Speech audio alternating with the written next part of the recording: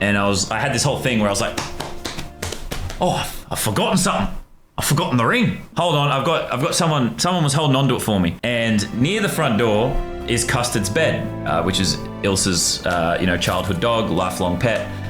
He's sadly no longer with us, but I keep his bed where it used to be.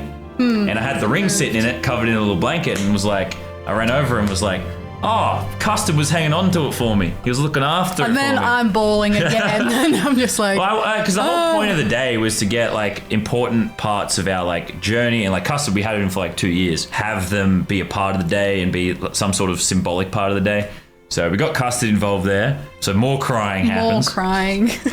Meanwhile, still, the orchestra's still playing the songs, by the way. They're just like cranking through it. I think we're on to 1,000 years now. They're just cranking through it. It's like I've got a soundtrack to like my tears. I felt like out of body experience, like I'm in a movie or something. It was crazy. Yeah. I did kind of black out at points for sure. Yes, he comes back with the ring.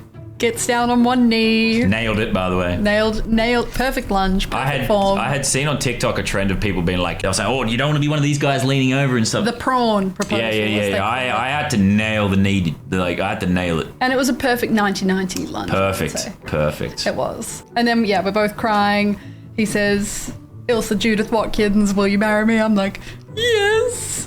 And then he puts the ring on my finger. I was just like, oh my God.